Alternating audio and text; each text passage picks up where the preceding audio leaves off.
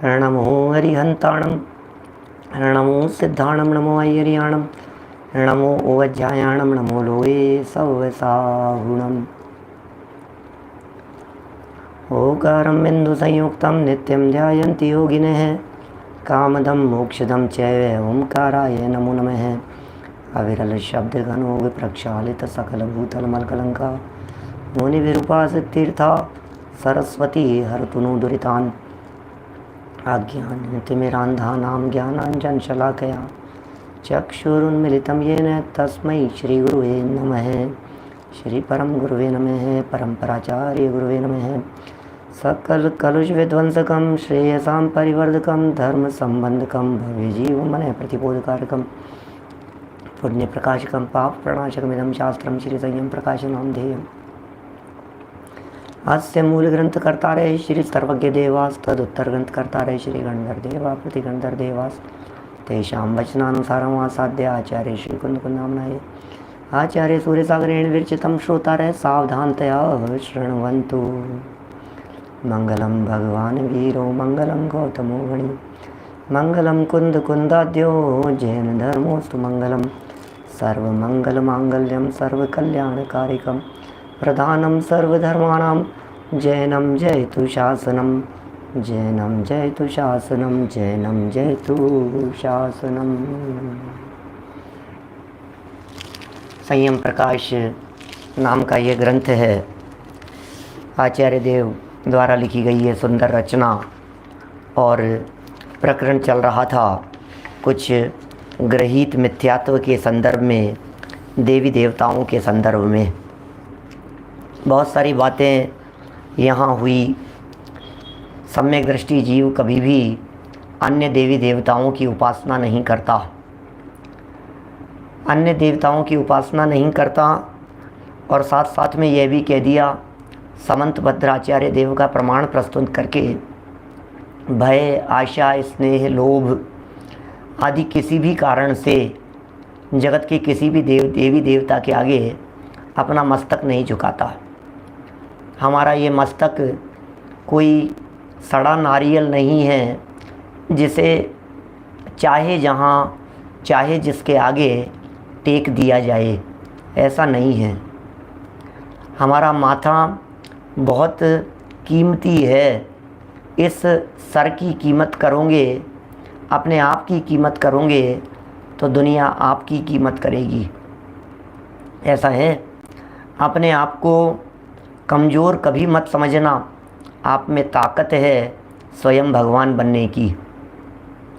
आप में खुद में ताकत है कि आप परमात्मा बन सकते हैं, आप भगवान बन सकते हैं, आप तीन लोक के नाथ हो सकते हैं।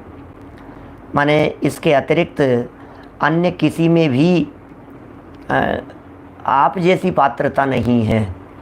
इसलिए हमें अपनी कीमत समझते हुए, हमें अपनी महिमा जानते हुए ही अपने गौरव गरिमा को कायम रखते हुए किसी के भी आगे मस्तक झुकाना चाहिए। भयाशा स्नेह लोभाच कुदेवागम लिंगनाम, प्रणामं विनयं चैव न कुर्यो शुद्ध दृष्टयः। कल इन पंक्तियों के बारे में काफ़ी चर्चाएं आप लोगों के बीच में की है। इसी प्रकरण को कुछ और आगे बढ़ाते हैं। एक जिज्ञासा शिष्य के चित्त में सहज ही खड़ी होती है कि यदि ये कुदेव आदिक किसी भी जैन श्रावक के द्वारा पूजने योग्य यदि नहीं है, तो फिर हमें एक बात बतलाओ, जैन मंदिरों में इन शासन देवताओं की मूर्तियाँ क्यों विराजमान हैं, ये बताओ। एक बहुत अहम प्रश्न है, बहुत विचारणीय है। गंभीरता से विचार करना, ये साधारण बात नहीं है। क्योंकि पद्मावती को, क्षेत्रपाल को, इनको जैन लोगों के अलावा अजैन लोग नहीं वंदन करते हैं। ध्यान देना, पद्मावती देवी ये अन्य मत की देवी नहीं है। हिंदुओं की, मुसलमानों की, सिख ईसाइयों की, क्रिश्चियन लोगों की, शर्मा गुप्ता, उनके यहाँ पद्मावती का नाम नहीं है, उनके यहाँ क्षेत्रपाल का नाम नहीं है। तो ये तो जैनियों की है। और जैन मंदिरों के अंदर विराजमान है। कभी आपने किसी हिंदू मंदिर में वहाँ जाकर पद्मावती की मूर्ति देखी क्या? कभी आपने किसी हिंदू मंदिर में जाकर वहाँ क्षेत्रपाल की मूर्ति देखी है क्या? नहीं देखी होगी, क्योंकि है ही नहीं उनके यहाँ, तो जैनियों की है। तो प्रश्न खड़ा होता है, यदि ये जैनियों की है और जैन मंदिरों में इनकी स्थापना है, तो फिर इनकी पूजन अर्चना क्यों नहीं करनी चाहिए? और यदि इनकी पूजन अर्चना नहीं करनी चाहिए, तो फिर इनकी मूर्तियाँ आखिर जैन मंदिरों में विराजमान क्यों हैं? एक बहुत सुंदर प्रश्न चित्त में खड़ा होता है, मन में ऐसी जिज्ञासा खड़ी हुए बिना नहीं रहती है। इसका बहुत ही सुंदर जवाब यहाँ दे रहे हैं। यदि प्रश्न देख लीजिए, पहले 586 नंबर का पेज है, 586, जैन मंदिरों में शासन देवताओं की मूर्तियाँ आखिर क्यों? यदि ये शासन देवता क्षेत्रपाल आदि जैन शास्त्रानुकूल जैन शास्त्रानुकूल अपूज्य हैं, तो इनकी मंदिरों में क्यों स्थापना की जाती है? सोचो जरा, तो फिर इनकी मंदिरों में स्थापना करने की आखिर ज़रूरत क्या है? देखिए उत्तर, जिस समय इतर धर्म का जोर था, ये बहुत प्रैक्टिकल बात कह रहे हैं महाराज साहब। पहले भी इस तरह का प्रकरण देव पूजा के संदर्भ में थोड़ा बहुत आया था, तो काफ़ी बातें उठा करके इस संबंध में कही गई थी। देव के संदर्भ में, खोटे देव के संदर्भ में, खोटी मान्यताओं के संदर्भ में, काष्ठा संघियों के द्वारा चला दी गई ऐसी ऐसी मूर्तियाँ चल गई, ये मूल संघ की आमनाएँ नहीं है। कैसे देवी देवताओं को माला चढ़ाना, ये करना, श्रृंगार करना, प्रतिमाओं के ऊपर श्रृंगार करना, ये सब इस तरह के द्राविड़ संघ में, काष्ठा संघ में इस तरह की खोटी परंपराएं पहले से चलती रही, जिनमें स्त्री अभिषेक, पंचामृत वगैरह की भी चर्चाएं की थी, और भी बहुत तरह की बातें पीछे आई है। चलिए, यहाँ तो कुछ एक बहुत सुंदर बात कह रहे हैं, जिस समय इतर धर्म का जोर था।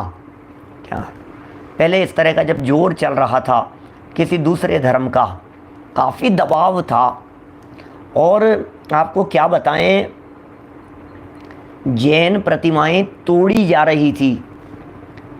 मंदिरों में घुस घुस करके जिनेंद्र देव की प्रतिमाओं को तोड़ा जाता था, जिनेंद्र देव की प्रतिमाओं को विध्वंस किया जाता था, उन्हें नष्ट किया जाता था, खंडित किया जाता था, और उन्हें खंडित करके और उनको जगह जगह प्रयोग में लिया जाता था। जैन मंदिर तोड़े जा रहे थे।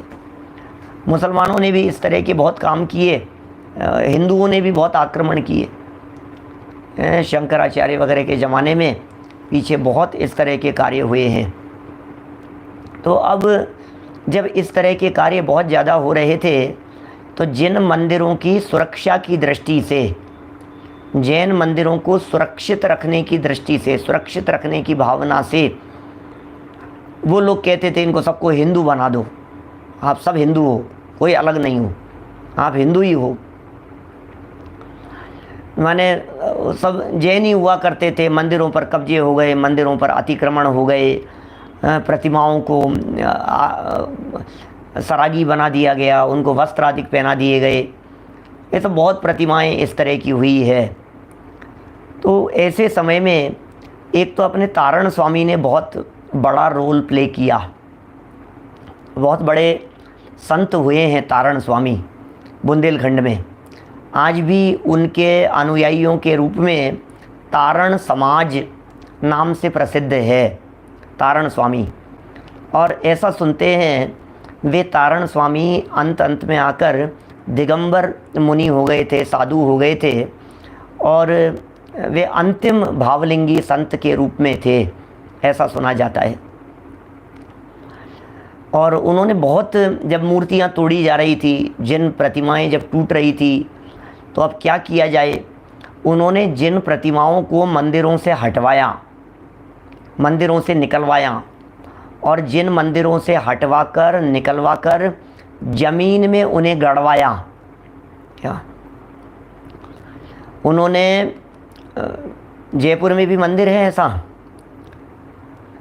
माने उन्होंने जैसे 8 फीट नीचे ज़मीन में बड़ा गड्ढा खुदवा करके वहाँ बाकायदा पाटिये लगाए और उन पाटिये लगा करके प्रतिमाओं को वहाँ विराजमान करवाया और उनके ऊपर मिट्टी नहीं डाली, उसको ऐसे भरा नहीं उस गड्ढे को, उसके ऊपर फिर पाटिये लगवाए।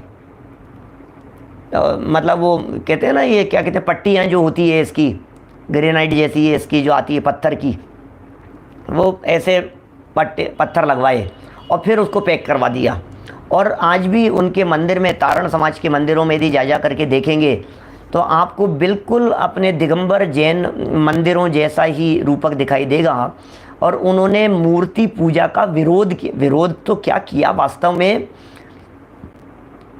वे कोई विरोधी नहीं थे, लेकिन जिनेंद्र देव की प्रतिमाओं के प्रति बहुत बहुमान का भाव हृदय में था और उनकी विराधना नहीं हो, प्रतिमाएं टूटे नहीं, खंडित नहीं हो, कालांतर में जैसे कि तैसे निकल आए, तो उन्होंने उन्हीं वेदियों के ऊपर जनवाणी को विराजमान किया। आज भी तारण समाज में जगह जगह, बुंदेलखंड में बहुत स्थानों पर काफ़ी बड़ी संख्या में तारण समाज है और बहुत स्वाध्यायी है, बहुत आध्यात्मिक है। माने ये अभी हुए हैं तारण स्वामी, समझ लीजिए आप कोई 600 साल पहले की बात है करीब आज से, तो बहुत स्वाध्यायी हैं, अभ्यासी हैं और जनवाणी का बहुत बहुमान करने वाले हैं। तारण स्वामी की जो रचनाएं हैं वे रचनाएं भी बहुत अच्छी हैं, बहुत गहरी और आध्यात्मिक रचनाएं हैं। तो मैं सिर्फ इतना कहना चाह रहा हूँ यहाँ कि उनका भी बहुत बड़ा योगदान रहा उस समय में, जिन शासन को बचाने के लिए वो तात्कालिक परिस्थितियाँ थी, इस तरह का अवसर बना और इस तरह से उन्होंने जिन शासन को एक सुरक्षा प्रदान की। दूसरी तरफ बहुत सारे लोगों ने उस जिन धर्म को बचाने के लिए, भट्टारक वगैरह इन लोगों ने भी उस समय में बहुत योगदान दिया और वो उनका भट्टारक परंपरा का योगदान ये रहा उस समय में कि जिन मंदिरों के बाहर हिंदू मंदिरों की तरह वहाँ सिंदूर लगा करके और प्रतिमाएं विराजमान कर दी। तो कोई बाहर से आए व्यक्ति जैन मंदिर में तोड़ने के लिए और दरवाजे तक ही पहुँचे और उसे दरवाजे पर सिंदूर लगी हुई प्रतिमाएं और ऐसे दिखाई देवें, तो उसे लगे कि अरे ये तो हिंदू ही मंदिर है, तो अपना ही मंदिर है, तो छोड़ो कोई नहीं, ये तो सब अपना ही है, वो छोड़ करके बाहर से चले जावे। तो वो ऐसी सिंदूर लगी हुई उन प्रतिमाओं से जो मेन मंदिर में नहीं, मेन मंदिर के बाहर दरवाजे पर एक आला बना करके उसमें स्थापित कर दी जाती थी और लोग भी उसको सुरक्षा की दृष्टि से देखते थे कि इसकी वजह से सुरक्षा हो गई। क्षेत्र की सुरक्षा करने के लिए, क्षेत्र का पालन करने के लिए जिन प्रतिमाओं को विराजमान किया वे सब क्षेत्रपाल कहलाए। क्षेत्रपाल, माता पद्मावती और धर्मेंद्र नहीं, आपको धर्मेंद्र की प्रतिमाएं नहीं मिलेगी, क्योंकि धर्मेंद्र को कौन जाने, धर्मेंद्र की कहाँ प्रतिमाएं मिलती है आपको, तो वहाँ मिलती है जगह जगह क्षेत्रपाल। तो क्षेत्रपाल माने क्षेत्र की सुरक्षा की दृष्टि से, क्षेत्र के पालन की दृष्टि से, जिनकी वजह से क्षेत्र की सुरक्षा हुई, क्या, जिनकी वजह से क्षेत्र को सुरक्षा प्राप्त हुई, उनका नाम पड़ गया क्षेत्रपाल। ये घटना थी, तात्कालिक परिस्थिति थी, समय उस समय ऐसा था जिस समय वो समय की नजाकत को देखते हुए इस तरह का प्रसंग बना। फिर ये कह रहे हैं, अब देखिए ज़रा यहाँ क्या लिख रहे हैं, जिस समय इतर धर्म का जोर था उस समय लोगों से रक्षा करने के हेतु भट्टारकों ने क्षेत्रपाल, पद्मावती आदि की मूर्तियां विराजमान कर जैन मंदिरों की रक्षा की थी। जैन मंदिरों को, जैन प्रतिमाओं को टूटने से उन्होंने बचाया था। माने इस दृष्टि से जो भट्टारक परंपरा है उनका भी हमें ऋण मानना चाहिए। आज यदि जनवाणी हमारे पास में सुरक्षित है तो उसमें भी भट्टारक परंपरा का बहुत बड़ा योगदान है। जिन मंदिर भी यदि सुरक्षित हैं उसमें भी भट्टारक परंपरा का अपने आप में एक बहुत बड़ा योगदान है। और तारण स्वामी का योगदान तो है ही।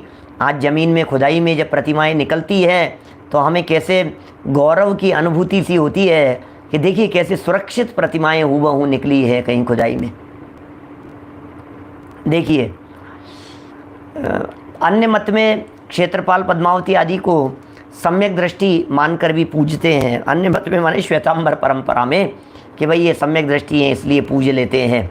तो हम ये कह रहे हैं भले ही सम्यक दृष्टि हो, हमारे यहाँ जैन परंपरा में तो सम्यक दृष्टि की भी पूजा नहीं होती। दूसरी बात ये है कि ये तो भवनत्रिक वगैरह हैं, इसमें भी आएंगी, चर्चा आगे करेंगे। तो भवनत्रिक वगैरह हैं, तो इन भवनत्रिकों की पूजन करने से क्या लाभ होगा है?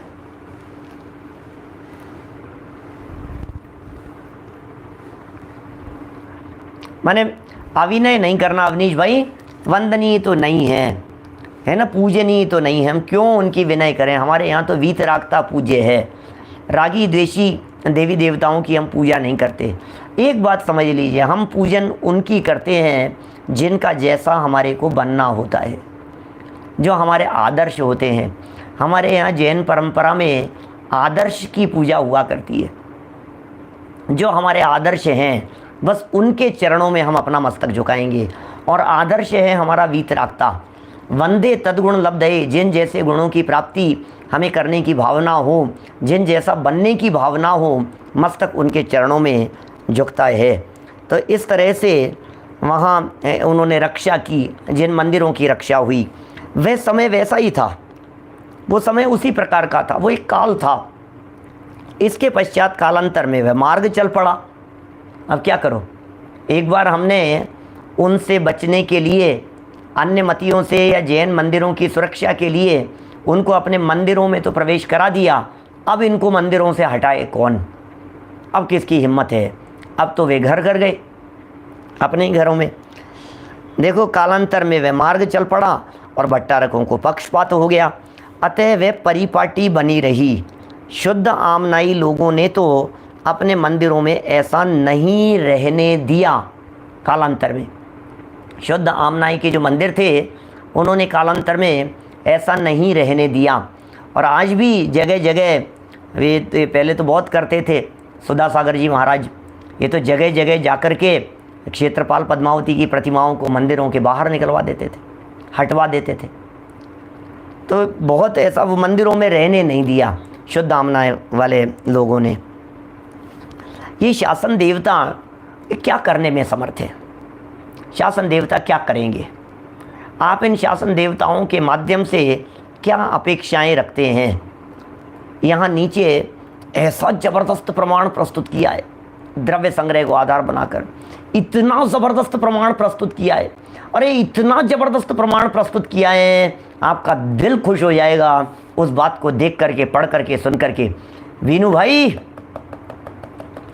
आपके जवेरी बाजार में भी कुछ साधर्मी ऐसे मिले मेरे को, क्षेत्रपाल पद्मावती को पूजने वाले। आते होंगे कोई इधर उधर से कुछ लोग, बोले ऐसा है।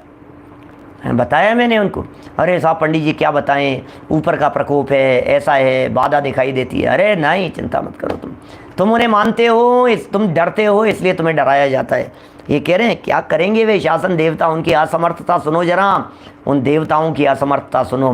बेचारे लाचार हैं, बेचारे कमज़ोर हैं, कुछ करने में समर्थ नहीं है, दीनहीन है वे शासन देवता। यहाँ शासन देवताओं की हीनता को दिखा रहे हैं। जरा सुनिए उनकी हीनता के कुछ प्रसंग सुनिए, उनकी हीनता के कुछ किस्से सुनिए। यहाँ कुछ किस्से सुनाते हैं। 586 नंबर पेज, शासन देवता की असमर्थता के उदाहरण। इस ही प्रकार वृहद द्रव्य संग्रह में भी कहा है। क्या कहा है वृहद द्रव्य संग्रह में?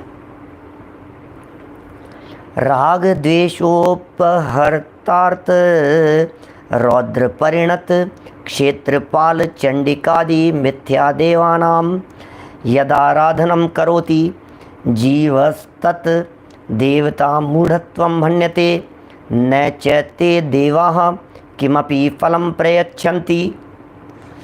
कथमिति चेत रावणेन राम स्वामी लक्ष्मीधर विनाशार्थम बहुरूपिणी विद्या साधिता कौरवेस्तु पांडव निर्मूलनार्थम कात्यायनी विद्या साधिता कंसेन च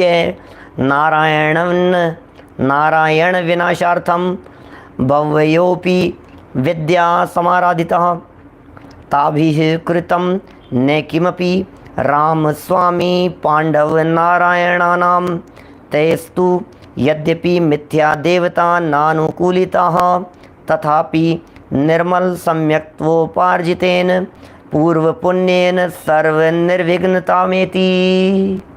हो कुछ संस्कृत थोड़ी बहुत समझ में आई क्या? क्या कौन किसका क्या बिगाड़ सुधार कर सकता है? अमित जी क्या बात कह रहे हैं? कौन किसका बिगाड़े, कौन किसका सुधारे? अरे भैया, अपने ही परिणामों से अपना बिगाड़ सुधार होता है, अपने ही परिणामों से अपना बिगाड़ सुधार होता है भाई। देखिए, जो राग तथा द्वेष से युक्त और आर्त तथा रौद्र ध्यान रूप परिणामों के धारक, हो कौन है ये? क्षेत्रपाल कौन है? पद्मावती कौन है? ये आर्त रौद्र परिणाम वाले कौन हैं? ये राग द्वेष से सहित हैं। जितने जगत के देवी देवता दिखाई देते हैं, ये सब राग द्वेष परिणाम वाले दिखाई देते हैं। राग से युक्त, द्वेष से युक्त। अरे साहब, राग तो अच्छा है साहब, भक्तों का भला करते हैं साहब, हैं? भक्तों का भला करते हैं साहब। अपन भक्ति करेंगे, अपने प्रति उनको राग होगा, वो अपन उनको नहीं मानेंगे, वो अपने से द्वेष कर लेंगे, अपना बुरा हो जाएगा। अरे मिथ्या मान्यताओं को छोड़ो भाई। राग तथा द्वेष से युक्त और आर्त तथा रौद्र ध्यान रूप, आर्त ध्यान और रौद्र ध्यान रूप परिणामों के धारक, जिनमें आर्त ध्यान है, जिनमें रौद्र ध्यान है, ऐसे परिणाम। आर्त ध्यान रोहिणी शक्ल दिखेगी, रौद्र ध्यान डरावने दिखाई देते हैं, देवी दहाड़ी चांडालिनी, ऐसे सब देखो दिखा रहे हैं आगे। क्षेत्रपाल चंडी का शक्ल देखी है इनकी आपने? क्षेत्रपाल, हाथ में मुंडी है, भयानक रूप दिखाई दे रहा है, डरावना सा रूप इनका दिखाई देता है, देखते ही कदाचित डर जाए। ऐसे आंखें निकली रहती है, ऐसी आंखें खुली फटी आंखें रहती है ऐसी, और ऐसे तलवार अस्त्र शस्त्र न मालूम क्या क्या, और एक हाथ में मुंडी और एक हाथ में कुछ, और ऐसे चंडिका को देख लो आप तो आपको लगेगी ये कहाँ है, कौन सी जगह पर आ गए हैं अपन। तो क्षेत्रपाल चंडिका आदि मिथ्या दृष्टि देवों का आराधन करता है। जो राग द्वेष से युक्त और आर्त रौद्र परिणामों के धारक हैं, ये सब देवी देवता, ऐसे मिथ्या दृष्टि देवों की आराधना करता है, उसको देव मूढ़ता कहते हैं। देव के संदर्भ में मूढ़ है वो, देव के संदर्भ में वो नादान है, देव के संदर्भ में वो मूर्ख है, वो देव मूर्खता को धारण किए हुए हैं। और क्षेत्रपाल चंडिका आदि देव कुछ भी फल नहीं देते हैं। क्या दे देंगे ये? भरत भाई दादर से, ये क्षेत्रपाल चंडिका आदि क्या फल देने में समर्थ हैं? किसको फल दे देंगे बताइए मुझे? नहीं फल दे दिया, नहीं इन्होंने इनको फल दे दिया है। कौन ने किसको क्या फल दे दिया बताओ तो सही? क्षेत्रपाल ने कि नहीं साहब, देखिए काम तो होना हो अपने पुण्य के योग से। क्या काम होना हो अपने पुण्य के योग से, और उधर किसी का योग दिखाई देवे तो इस तरह का भ्रम पुष्ट हो जाता है, जिससे ऐसा समझने लगते हैं, जिससे ऐसा मानने लगते हैं कि भैया ये देखो इनके करने से ऐसा हो गया, काम हुआ था किसी और वजह से, मान्यता बैठ गई इनकी वजह से, मिथ्या भ्रम पुष्ट हो जाता है। क्या करें? आप समझ रहे हैं ये मिथ्या भ्रम क्यों पुष्ट हो गया? क्या सिंदूर पोत दिया, चांदी का वर्क लगा दिया ऊपर से, बस हो गया क्षेत्रपाल। अरे कैसा क्षेत्रपाल है, तुम्हारा पाल थोड़ी न है। और दूसरी बात मैं ये कहता हूँ, यदि वे क्षेत्रपाल आपकी रक्षा करने के लिए आएंगे तो कौन किसकी रक्षा करता है? जरा समझना। एक और मार्मिक बात कहता हूँ, बड़ा व्यक्ति छोटे की रक्षा करता है कि छोटे लोगों को नौकर, बॉडीगार्ड, चौकीदार, वॉचमैन के रूप में अपनी रक्षा के लिए खड़ा कर दिया जाता है? ये आपकी रक्षा करेंगे, आपके नौकर हैं, ये आपकी रक्षा करेंगे, आपके सर्वेंट हैं। और फिर जो हमारी रक्षा करने के लिए हमारे दरवाजे पर खड़े हुए हैं, गेट पर हमने जिनको लगा दिया है, हम उनकी भक्ति पूजन करें। देवलोग तो बहुत सुंदर होते हैं, देवलोग ऐसे कुरूप तो होते नहीं है क्या। लालचंद जी साहब सिंगोली वाले, अब देखिए अभी अभी तो ये जो उदाहरण दिए हैं ना, इन उदाहरणों को पढ़ करके ये द्रव्य संग्रह का जो प्रमाण प्रस्तुत किया है, बृहद द्रव्य संग्रह का, ब्रह्मदेव सूरी नाम के आचार्य द्वारा लिखा गया ये ग्रंथ है। द्रव्य संग्रह नेमीचंद्र सिद्धांती देव द्वारा लिखा गया है द्रव्य संग्रह। और उस द्रव्य संग्रह ग्रंथ के ऊपर टीका लिखी है संस्कृत भाषा में ब्रह्मदेव सूरी। ये ब्रह्मदेव नाम के हुए हैं, बहुत प्रकांड ज्ञाता विद्वान थे ये, और जयसेनाचार्य जैसी इनकी स्टाइल रही है लिखने की, और बहुत सरल भाषा में। और इन्होंने जो उदाहरण दिए हैं, अब एक एक गिनो जरा, 4 एग्जाम्पल देकर के बातें कही है। पहला, राजेंद्र बाबेल जी, रावण ने श्री रामचंद्र जी और लक्ष्मण जी के विनाश के लिए बहुरूपिणी विद्या सिद्ध की थी। पूरा वाक्य पढ़ लूँ पहले चारों उदाहरण पढ़ देता हूँ, फिर करूँगा चर्चा आपके बीच में। रावण ने क्या काम किया था भाई साहब? रामचंद्र जी और लक्ष्मण का विनाश करने के लिए बहुरूपिणी विद्या सिद्ध की थी। क्या? कौरवों ने पांडवों का मूल से नाश करने के लिए कात्यायनी विद्या सिद्ध की थी, कौरवों ने भी सिद्ध की थी। कंस ने श्री कृष्ण जी नारायण के नाश के लिए बहुत सी विद्याओं का आराधन किया था, उदाहरण तो देखो आप। परंतु उन सब विद्याओं ने श्री रामचंद्र जी, पांडव, श्री कृष्ण का कुछ भी अनर्थ नहीं किया। इसके विपरीत श्री रामचंद्र जी ने मिथ्या दृष्टि देवों की आराधना नहीं की, किंतु पूर्वोपार्जित पुण्य एवं निर्मल सम्यक दर्शन के प्रभाव से सब विघ्न दूर हो गए। लो, क्या क्या कहूँ, क्या कहना चाहते हैं आप हैं? अब आप क्या कहेंगे? जिन्होंने विद्याएं सिद्ध कर ली, जिन्होंने ऐसी ऐसी विद्याओं को प्रकट कर लिया, बहुरूपिणी विद्या सिद्ध कर ली रावण ने, फिर क्या हुआ भैया? बहुरूपिणी विद्या किस लिए सिद्ध की थी ये बताओ, इनकी सिद्धि किस लिए की थी? ये साहब बहुरूपिणी विद्या तो इसलिए सिद्ध की थी कि राम लक्ष्मण का विनाश कर देंगे, राम लक्ष्मण पर विजय प्राप्त कर लेंगे। फिर राम लक्ष्मण पर विजय दिलाई क्या उन विद्याओं ने? बहुरूपिणी विद्या प्रकट हो गई, और भी अनेक प्रकार की विद्याएं प्रकट हो गई। फिर उन विद्याओं ने क्या रावण को विजय प्राप्त कराई? कुछ नहीं हुआ, विद्याएं अपने घर बैठी रही चुपचाप, कुछ करने में समर्थ नहीं हो सकी। रामचंद्र जी और उनकी सेना के ऊपर चली नहीं उन विद्याओं की। रावण की सारी शक्तियां, रावण की पूरी ताकत, पावर, कुछ भी काम नहीं आई। अब क्या करो? तो इस तरह से उन विद्याओं की, देवी देवताओं की निरर्थकता सिद्ध होती है। पहला पॉइंट हुआ। दूसरा पॉइंट, कौरवों ने पांडवों का नाश करने के लिए कात्यायनी विद्या सिद्ध की थी। क्या? कौरवों ने पांडवों का, कौरव तो 100 थे, अब पांडव 5 थे। अब इन 5 पांडवों को नष्ट कर देने के लिए उन्होंने कितनी योजनाएं बनाई, कितनी प्लानिंग बनाई, कितने देवी देवताओं को सिद्ध किया, कात्यायनी विद्या को सिद्ध किया। ये हिंदू परंपरा के अंदर चलती है ये इस तरह की बातें, कात्यायनी विद्याएं और इस तरह की विद्याएं, सब करते थे, सब दुनिया भर की बातें। देखो फिर क्या हुआ? फिर जीत गए होंगे ना फिर तो कौरव। अरे पहले ही वो 5 और वो 100, और 100 के अलावा ऊपर से फिर विद्याएं और फिर शक्तियां और प्रकट हो गई। अब तो कोई उनको हरा ही नहीं सकता है। फिर क्या हुआ भाई साहब, मैं ये पूछना चाहता हूँ आपसे, फिर हुआ क्या? कौरवों का कुल नष्ट हो गया और पांडव ज्यों के त्यों बने रहे, 5 के 5।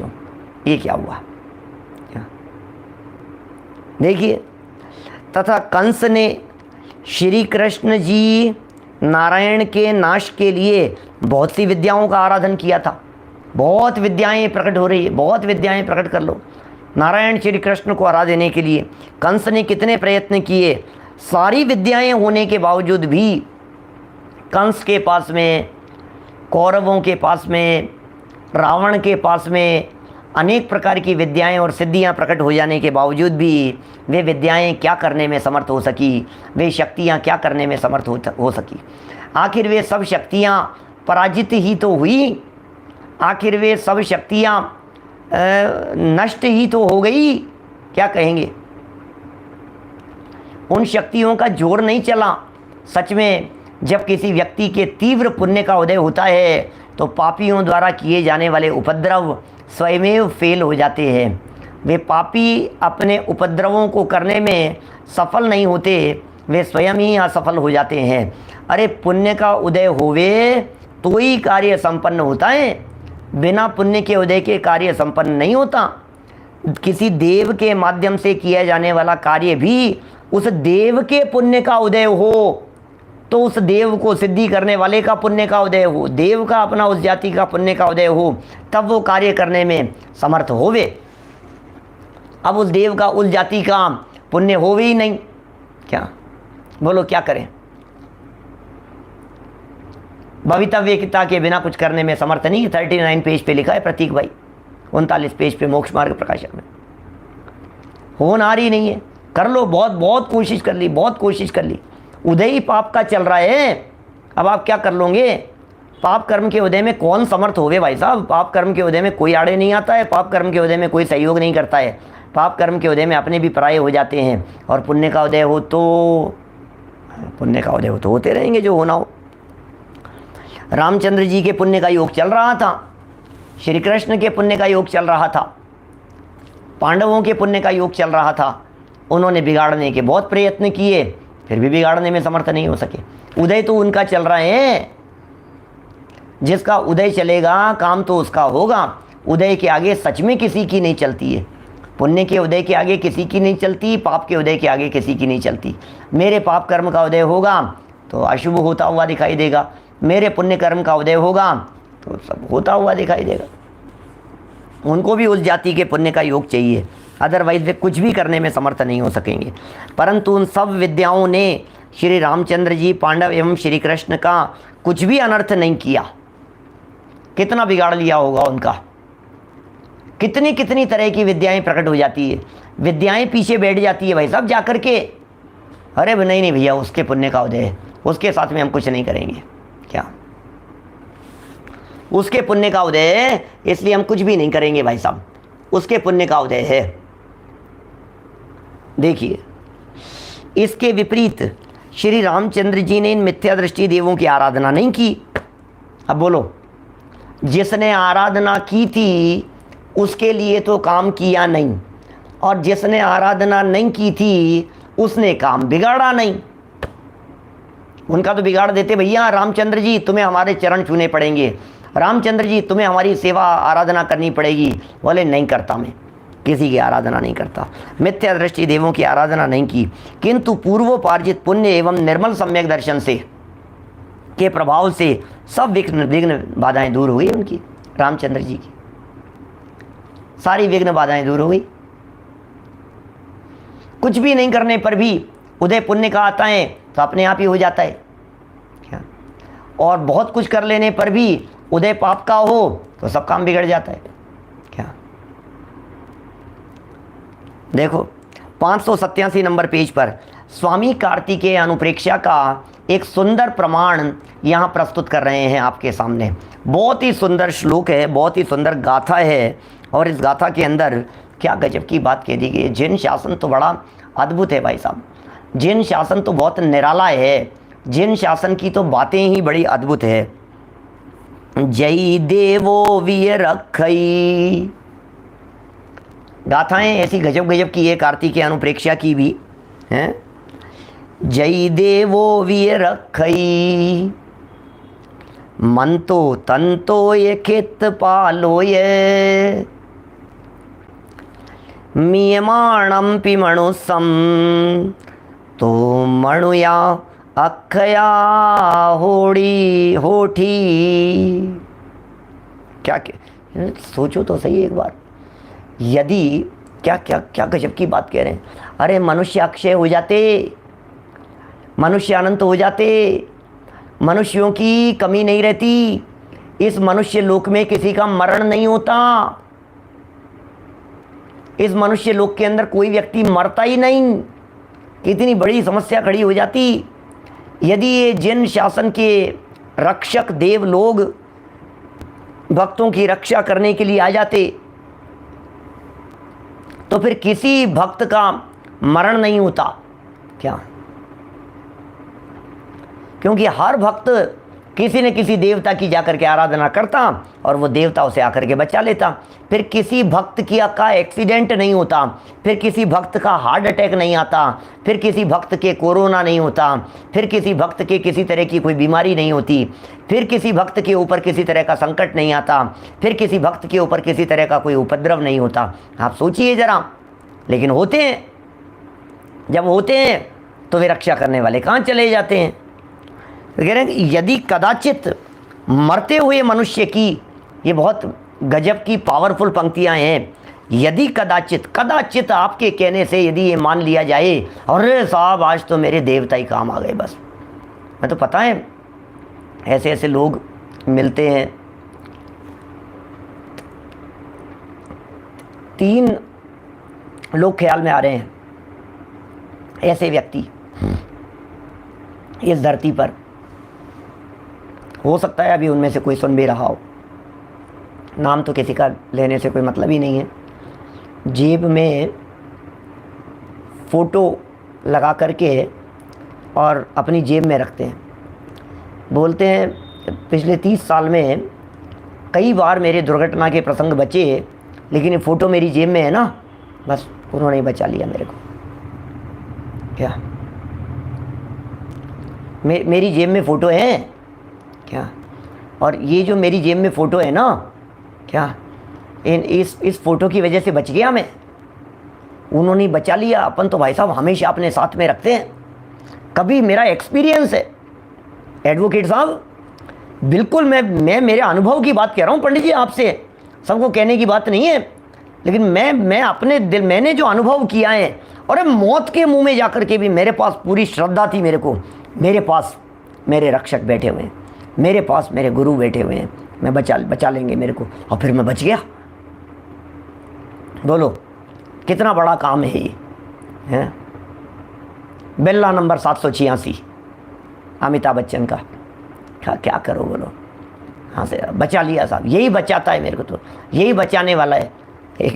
जरा सुनो, जय देवो वीर रखई, क्या यदि देवता लोग बचा लेते हैं, जय देवो वीर रखई, रखई रक्षा कर देते हैं, मन तो तन तो ये खेत पालो, ये मंत्र से बचा लिया, तंत्र से बचा लिया, क्षेत्रपाल ने बचा लिया। मियमाणम पिमणु सम, तो मणुया मनुष्य क्या कह रहे हैं?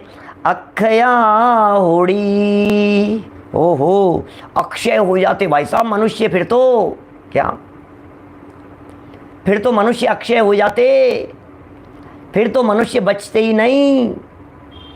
ऐसा है, देखिए क्या कह रहे हैं ये, फिर तो मनुष्य बचते ही नहीं। जरा सुनिए, यदि कदाचित मरते हुए मनुष्य की क्षेत्रपाल आदि देव मंत्र से, तंत्र से या विद्या से रक्षा करने में समर्थ होते, हमें तो क्षेत्रपाल ही बचाएंगे भैया। अरे भाई मेरी तो क्षेत्रपाल बाबा के ऊपर बहुत श्रद्धा है, मेरी तो उन परमात्मा, बस अपने तो भैया एक ही है, बस अपन तो वही अपने को बचाने वाले भाई। बस सोच लो जरा, बचाने वाले हैं क्या? बच जावे तो मिथ्या मान्यता पुष्ट कर लेते हैं क्या? बोलो, माँ बाप को मरने नहीं देता, दादा दादी को मरने नहीं देता, सड़क पर भी कोई यदि मिल जाता तो उसे मरने नहीं देता। दुनिया में ऐसे लोग तो बहुत हैं ना, रक्षा करने की भावना वाले, बचाने की भावना वाले, मरने ही नहीं देते। राजीव जी भाई साहब, हम मरने ही नहीं देते क्या? बचा लेते हम, देवी देवताओं की शरण में चले जाते, आगरा आ जाते। आपकी तो पहचान होगी कई देवी देवताओं से, मुझे बचा लेना। अरे कौन किसको बचाए पंडित जी, क्या कह रहे हो आप? इस दुनिया में कोई ऐसा व्यक्ति होगा जिस व्यक्ति को बचाने के लिए दुनिया में कोई कदम नहीं उठाए? और यदि इनकी आराधना, अच्छा एक और बात गजब की सुनो, ये बचाने में यदि समर्थ होते हों तो पहले अपने आप को बचाएंगे कि नहीं? खुद मरेंगे कि नहीं? इनकी हालत तो ऐसी है, पैर तो इनके खुद के कब्र में डूबे हुए हैं क्या? खुद के ही डूबे हुए हैं क्या? इधर से मैंने बात कही और उधर से अनिल जी ने भी वही बात कही। विचार मिलते हैं ना हमारे कितने, मेरे मन में यही बात चल रही थी, इनके पाँव तो खुद के पैरों में डूबे हुए हैं, लटके हुए हैं, ये तो खुद मरणासन्न दशा में है, इनकी तो हालत देवों की खुद की ये होने वाली है। तैते चैत हावर्तन धरे, वहाँ से मर करके अभी तो ये माला मुरझा रही है इनकी, क्या अभी तो इनके खुद की हालत ऐसी हो रही है, मैं मर नहीं जाऊँ, मुझे बचा लो कोई। अरे मेरी सारी रिद्धियाँ शक्तियाँ सब छिन रही है। अरे तो खुद को बचा ले पहले, हमको क्या बचाएगा। क्या सोचना जरा, सब जगह यही हो रहा है भरत भाई, बचाने के लिए आप बचाओ, ये देवता बचा लेंगे, वो देवता बचा। और सच में जब संकट आता है ना माथे पर, तो ये फिर नहीं देखता है। फिर इसको पड़ोस ने कह दिया यार वो हमारे वो देवी हैं, उनके पास में चले जा। फिर वो हमारे वो बाबा जी हैं, वो झाड़ा लगाते हैं, अरे तुम कराओ, देखो मेरा कहने से करा तो लो। फिर वो कहते हैं वो पैगंबर हैं, वो उनके पास में चले जाओ। फिर वो हमारे वो मुसलमान हैं, वो बाबा, वो उनके यहाँ चले जाओ। फिर वो हैं इनके यहाँ। अरे भाई मैं कह रहा हूँ ना, आप इतना पैसा इसका ये, आप एक बार उनकी वो भस्म ले आता हूँ मैं, इनके माथे पर वो भस्म लगा देना, देखना भाई, कर लो कुछ भी। कोई ये बचने के लिए मौत जब माथे पर दिखाई देती है तो ये क्या क्या करने के लिए तैयार हो जाता है। क्या बोलो, क्या क्या करने के लिए तैयार हो जाता है। अजमेर चले जाओ, वहाँ जा कर के चादर चढ़ाए आओ, ख्वाजा साहब की दरगाह पर चले जाओ, वहाँ चले जाओ, मीनार में चले जाओ, उस जगह पर चले जाओ, वहाँ चर्च में चले जाओ, उनको जा कर के मरता ये सोचता है कोई तो बचा लेगा, ये बचा लेगा कि वो बचा लेगा कि वो बचा लेगा। भाई तेरे पुण्य के उदय के अलावा कोई तुझे बचाने में समर्थ नहीं है। कमी नहीं है भाई साहब अंध भक्तों की। आजकल की बात क्या के सदाई की स्थिति है, सदाई अंधे भक्त होते रहे हैं। बोलो, देखो क्या कह रहे हैं, मरते हुए मनुष्य की क्षेत्रपाल आदि देव रक्षा में यदि समर्थ होते, ये कह रहे हैं यदि मरते हुए मनुष्य की क्षेत्रपाल आदि देव, नीचे वाली लाइन में कह रहे हैं रक्षा करने में समर्थ होते तो आज ये संसार अक्षय हो जाता। यदि मंत्र से, तंत्र से, विद्या से रक्षा करने में समर्थ होते, कोई मंत्र ऐसा बन जाता। आजकल तो चल रहा है दुनिया भर में, ट्रेंड है अभी इन दिनों थोड़ा सा देखा नहीं, बीच में तो बहुत ज़्यादा चल रहा था महावीर जी भाई साहब। आपने भी जगह जगह देखे होंगे, मंदिरों में देखे होंगे, जैन मंदिरों में पोस्टर लगे हुए देखे होंगे, महामृत्युंजय जाप, महामृत्युंजय अनुष्ठान, देखे कभी आपने ऐसे? क्या माने महामृत्युंजय, उससे क्या होता है भाई, मृत्यु को जीत लेते हैं। ये महामृत्युंजय जाप है। आपको मालूम है हर्षवर्धन जी साहब, जिग्नेश भाई, मैं भी महामृत्युंजय कराता हूँ। अच्छा राजकुमार जी अजमेरा साहब, आपको मालूम है मैं भी महामृत्युंजय कराता हूँ।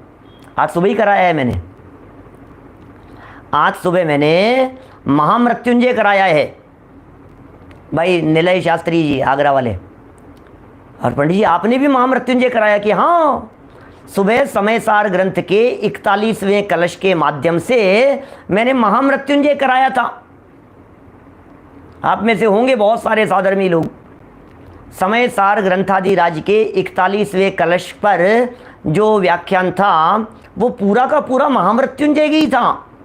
एक बार उस कलश का जो रसास्वादन कर लेते हैं, एक बार उस कलश को जो अपने जीवन में उतार लेते हैं, एक बार जो उस कलश का सेवन कर लेते हैं, जैसे ये महामृत्युंजय कराते हुए एक कलश भर करके आपको देते हैं। पता है क्या आपको?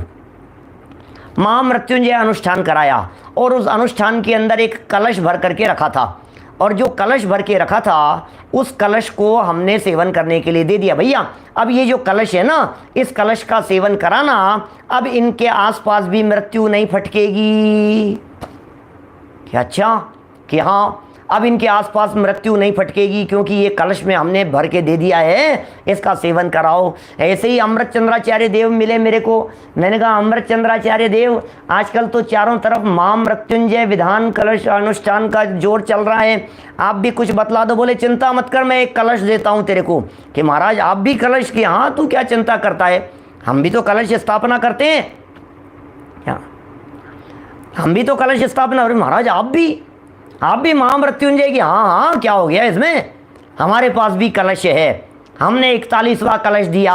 और बोले सुनो, इस 41वें कलश का सेवन करना, लेकिन ऐसे पूरा एक साथ मत पी जाना। इस कलश के ऐसे नहीं एक बार बोल लिया तो काम नहीं चलेगा। इस कलश को धीरे धीरे स्वाद ले करके, रस ले करके यदि तुम इस कलश का सेवन करोगे तो ये दावे के साथ में कह सकते हैं कि मृत्यु तुम्हारे आसपास में नहीं आएगी। अरे मृत्यु आना तो बहुत दूर की बात है, मृत्यु का डर भी तुम्हारे अंदर से निकल जाएगा। मृत्यु तो आएगी ही नहीं, क्या बात करो। 41वां कलश याद होगा सबको। स्वानुभूति से जो प्रकट अचल अनादि अनंत, स्वयं जीव चैतन्यमय जगमगात अत्यंत। जीत लिए जाते हैं, मृत्यु को जीत लेते हैं। अब मरण का भय नहीं होता ज्ञानी जीव के, अब इहलोक भय नहीं है, अब परलोक भय नहीं है ये ज्ञानी जीव को। अब ये ज्ञानियों की बात ही कुछ अजब गजब की होती है भाई साहब। जरा देखिए क्या लिख रहे हैं। कदाचित मरते हुए मनुष्यों को क्षेत्रपाल आदि देव मंत्र से, तंत्र से या विद्या से रक्षा करने में समर्थ होते। यदि ये कदाचित हो जाते, वज्र सिंह जी साहब, मेरी मृत्यु होती ही नहीं है, ये जब मंत्र पढ़ लिया जाता है, अब मारने वाला कौन है? मारने वाला भी सोचेगा यार ये क्या है, ये मेरी मार मेरी मृत्यु होती ही नहीं है, मार, मेरे को कोई मार ही नहीं सकता है। वो भी घबरा जाए एक बार तो, मैं क्या करूं, मारूं कि नहीं मारूं, इसको क्या क्या है, ये मरता ही नहीं है। ये तो ऐसा ही अद्भुत स्वरूप है भाई साहब, कुछ अद्भुत है भाई साहब, ये तो गजब की बातें लिखते हैं। मणि मंत्र तंत्र बहु होई, मरते न बचावे कोई। क्या सुर असुर खगा दीप जेते, मृग जो हरि काल दलेते। मणि मंत्र तंत्र बहु होई, मरते न बचावे कोई। क्या मणि मंत्र तंत्र बहु होई, मरते न बचावे कोई। ओह, यदि कदाचित मरते हुए मनुष्यों की क्षेत्रपाल आदि देव मंत्र से, तंत्र से या विद्या से रक्षा करने में, कोई ये मंत्र पढ़ दिया बच गए, दल बल देवी देवता मात पिता परिवार, मरती बिरिया जीव को कोई तो राखनहार, कोई न राखनहार। अरे कोई न राखनहार, क्या बताएं तुम्हारे को। रक्षा करने में समर्थ होते तो आज ये संसार अक्षय हो जाता। ओहो, फिर तो सभी की रक्षा हो जाती, फिर तो सभी सुरक्षित हो जाते, फिर तो सभी बच जाते, फिर हर मरता हुआ व्यक्ति महामृत्युंजय करा करके अपनी मृत्यु पर विजय प्राप्त कर लेता। एक दिन का भरोसा नहीं है भाई साहब। आपको वो भीम की घटना पता है या नहीं है? युधिष्ठिर ने, घटना सुनाता हूँ, 2 मिनट की है ना, ये तो वाक्य पूरा हो गया। किंतु यह कब संभव हो सकता था, कदाचित असंभव बात भी संभव होती है क्या। तो बात ऐसी चल रही थी, दानवीर युधिष्ठिर के पास में एक व्यक्ति दान लेने के लिए आए। वो अपने काम में थोड़ा सा व्यस्त थे, और अपने काम में व्यस्त थे तो उन्होंने मांगने आने वाले व्यक्ति को ये कह दिया कि भैया आज थोड़ा सा व्यस्त हूँ, कल आ जाना। क्या वहीं दूर खड़े हुए भीम सुन रहे थे। भीम ने धर्मराज युधिष्ठिर की इन बातों को सुनकर नगर में गए और वहाँ जाकर के डिंडोरा पिटवा दिया, ढोल नगाड़े बजा करके, आम सूचना आम आदमी के लिए, जनता के लिए, सुनो सुनो सुनो सुनो सुनो, नगाड़े बजा दिए। और बाहर जाकर के सब लोगों को इकट्ठा करके कह दिया, काल पर विजय प्राप्त कर ली। अरे हमारे नगर के राजा, हमारे ज्येष्ठ भ्राता धर्मराज युधिष्ठिर ने काल पर विजय प्राप्त कर ली है। अब इस धरती पर अपने नगर में कोई नहीं। ये युधिष्ठिर ने सुना, बोला अरे ये भीम क्या सूचना दे रहा है, ये भीम क्या कह रहा है, ये बुलाया। अरे भीम, तुम क्या कह रहे थे, क्या सूचना दे रहे थे, तुम क्या बोल रहे थे कि महाराज आपने, भाई साहब ज्येष्ठ भ्राता, आपने काल पर विजय प्राप्त। अरे मैं काल पर कैसे विजय, काल पर कौन विजय प्राप्त कर सकता है? कि महाराज आपने उस याचक को जो मांगने के लिए आया था, आपने उस याचक को यह कह करके भेज दिया कि कल आना, मैं तुम्हें कल दूंगा। इसका मतलब कल तक 24 घंटे तक आपके पास में मृत्यु आकर के नहीं फटकेगी। 24 घंटे के लिए आपने क्या मृत्यु को जीत लिया है? ओ हो।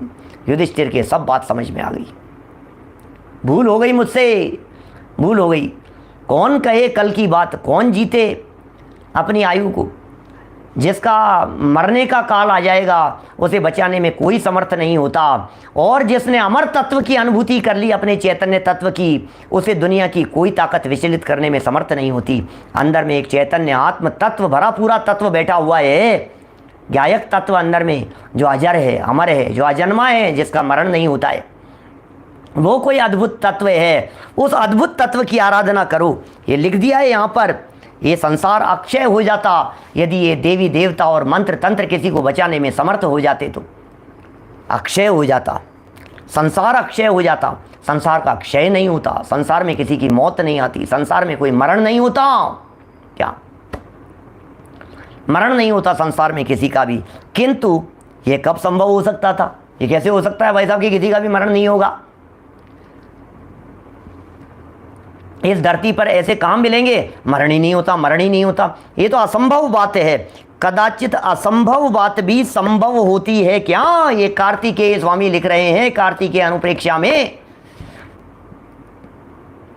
वो लिख रहे हैं, कदाचित असंभव बात भी क्या संभव होती है क्या? क्या असंभव को संभव किया जा सकता है क्या? इसका अर्थ यह है कि आपके शासन देवी देवता जिनको प्रसन्न कर लेने पर भी उन्होंने कौरवों की सहायता नहीं की, जिनको सिद्ध कर लेने के बावजूद भी रावण की सहायता करने के लिए वे कहाँ आए, और रामचंद्र जी लक्ष्मण का विध्वंस करने में समर्थ नहीं हो सके। कंस ने अनेक प्रकार की विद्याएं सिद्ध की, उसके बावजूद भी वे श्री कृष्ण का बिगाड़ने में समर्थ नहीं हो सके। कौरवों ने बहुत प्रयत्न किए, फिर भी पांडवों को मारने में समर्थ नहीं हो सके। इस तरह से इन सब बातों को देख करके यही प्रतीत होता है कि ये शासन देवता ये अत्यंत असमर्थ हैं। ये किसी का बुरा करने में और किसी का भला करने में समर्थ नहीं है। अब कुछ एक ऐसे प्रमाण दे रहे हैं आगे, जिन प्रमाणों में ये कहा है कि भाई इनको पूजने से भला तो होता ही नहीं है। अभी तो भला नहीं होता है, ये उदाहरण दिए हैं। अब लिखते हैं इनको पूजने से मिथ्यात्व का पोषण होता है। ये बातें कल करेंगे अपन यथा समय। हम सबको अपनी मान्यताओं को जिन धर्म और जिन सिद्धांतों के अनुरूप दृढ़ रखते हुए अपने आप को रंच मात्र भी विचलित न करते हुए, सत्य श्रद्धान करते हुए जीवन यापन करना चाहिए। हम सब सत्य श्रद्धान पूर्वक अल्पकाल में निर्वाण की प्राप्ति करें। इसी भावना से बात को यहीं विराम देता हूँ। जनवाणी। हमारा जो सतपथ का जो एक फाइनल एपिसोड होना है वो 9 तारीख की शाम को होगा। माने वो महा एपिसोड के रूप में होने वाला है। पूर्व में भी मैंने 2-4 दिन पहले भी आप लोगों को सूचना दी थी। बराबर आप लोग उस चीज़ का ध्यान रखें। अंतिम एपिसोड होने वाला है वो महा एपिसोड के रूप में। बराबर आपके अन्य साथी लोग और आप लोगों ने यदि अभी तक नहीं भेजी हो भर करके, तो बस अब अंतिम समय आ गया है। आप जल्दी से जल्दी वो मोक्ष मार्ग प्रकाशक की प्रश्नोत्तरी भरकर हम तक अवश्य पहुंचा देवें। जनवाणी। जावाणी के ज्ञान ते सूझे लोकालोक, सोवाणी मस्तक नमो सदा देत हूँ ढोक, सदा देत हूँ ढोक। नमो हरिहंताणम, नमो सिद्धाणम, नमो ऐरियाणम, नमो वज्रायाणम, नमो लोये सव्य साहुणम, नमो हरिहंताणम।